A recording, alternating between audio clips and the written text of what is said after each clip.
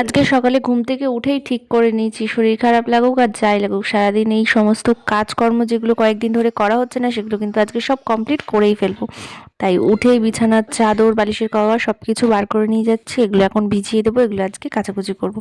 তোমাদের দাদাভাইয়ের কাছে তো সময় নেই যে একটু এগুলো হেল্প করবে, তো যাই হোক আমি এখন করে নেব। তো সকালের খাওয়ার দাওয়ার আগে রেডি করব, রেডি করে পরে ওগুলো কেচে দেবো, ততক্ষণে একটু ভিজে থাকুক। তো এখন বানাবো রুটি আর সাথে হবে কুমড়ো ভাজা। Hello everyone, good morning, welcome back to my channel ইয়াস লাভ। কেমন আছো তোমরা সবাই? আশা করছি তোমরা সবাই খুব ভালো আছো আর আমরাও খুব ভালো আছি।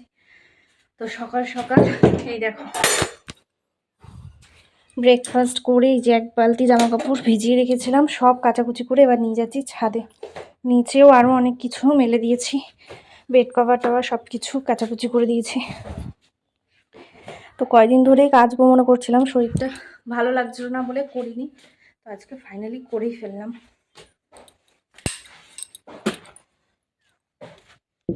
কুয়াশার জন্য সূর্যি মামারটা এখনো ঠিক মতন দেখায়নি, তো ছাদে সব কিছু মেলে তো দিয়ে যাচ্ছি, এখনো কিন্তু ঠিক মতন রোদও ওঠেনি। তার আগে আমার সব কিছু ধোয়া কাচা হয়ে গেছে। তো মেলে দিয়ে গেলাম, কিছু জিনিস ছাদে আবার কিছু জিনিস নিচেও আছে। আসলে অনেক কিছু কাচাকুচি করেছি, সব কিছু তো ছাদে ধরবে না, ছাদে একটাই দড়ি, তাই জন্য হালকা যেগুলো নিচে দিলে শুকিয়ে যাবে সেগুলো নিচে দিয়ে এসছে, আর এই সমস্ত মোটা জিনিসগুলো ছাদে দিয়ে ছাদে না দড়ির থেকেও বেশি এই টিনটার উপরে একদম সারাদিন রোদ থাকে, মানে বিকেলে যতক্ষণ পর্যন্ত রোদ্দুর থাকে এই টিনটার উপরে ততক্ষণ রোদ থাকেই। এই যে আর এই মোটা মোটা সোয়েটারগুলো এখানে ধুয়ে দিয়ে গেলে একদিনেই শুকিয়ে যায় ঠিক মতন রোদ থাকলে।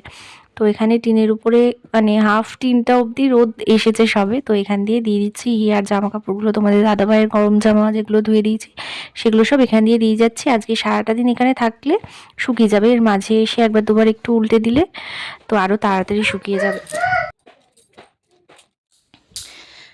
কালকে ঘরটা একবার ভালো করে ঝেড়ে ঝেড়ে মুছেছিলাম দেখে আজকে আর বেশি সময় লাগেনি মুছতে, তাড়াতাড়ি হয়ে গেল।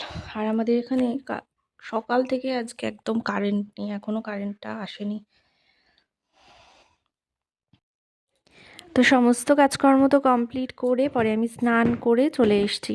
তো এখন এই যে বিছানার চাদর, বালিশের কভারগুলো এখন এগুলো ঠিকঠাক করে নেবো। হিয়াকে স্নান করিয়ে বাইরে বসিয়ে দিয়ে এসেছি। এই দুদিন ধরে আমার কাজের দেরির জন্য ওরও স্নান করতে দেরি হয়ে যাচ্ছে, যেহেতু শরীর ভালো লাগছে না, কাজকর্ম করতে একটু ঢিলামি হয়ে যাচ্ছে, দেরি হয়ে যাচ্ছে, এর জন্য ওকেও স্নান করাতে করাতে লেট হয়ে যাচ্ছে। তো ওকে স্নান করিয়ে বাইরে বসিয়ে দিয়ে এসেছি। তো এখন আমি এই ঘরটা ঠিকঠাক করে মানে বিছানা চাদরগুলো ঠিকঠাক করে পেতে নিয়ে তারপরে ওর জন্য খাবার নিয়ে আসবো, ওকে খাইয়ে দেবো।